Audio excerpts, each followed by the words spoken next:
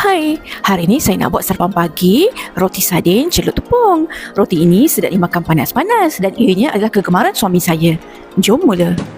Langkah pertama, kita perlu sediakan inti dulu. Kita ambil satu tin sardin, tin yang kecil, kita tuang ke dalam mangkuk. Kemudian kita belah dua dan kita keluar dan buangkan bahagian tulang di tengah tu.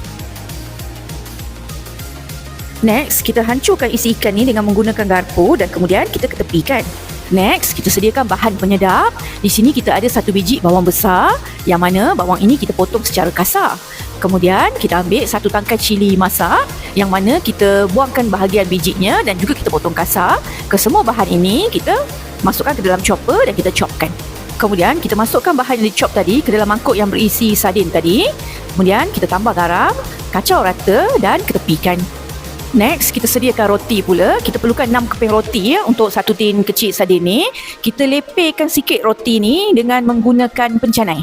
Kemudian, sapukan sedikit margarin ataupun butter di bahagian tengah. Kita sapu nipis sahaja ya. Kemudian, kita ambil inti yang disediakan tadi dan kita letak di bahagian tengah roti ini. Anggaran lebih kurang 2 hingga ke 3 sudu inti ini. Kemudian, kita lipat roti ini secara diagonal supaya ia menjadi 3 segi seperti ini. Dan seterusnya, kita tekan di bahagian tepi roti ini untuk kita nak sealkan inti itu supaya tak terkeluar. Ulang proses ini sehingga semua inti dan roti kita habis.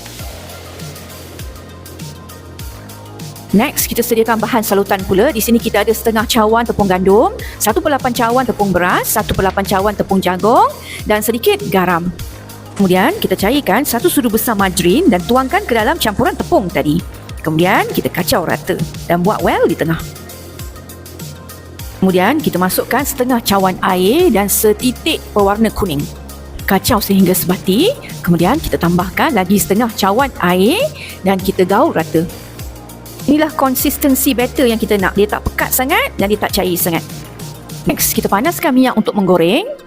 Dan celupkan roti ke dalam batter yang kita sediakan tadi. Kita perlu salutkan sehingga semua batter ni menutupi permukaan roti.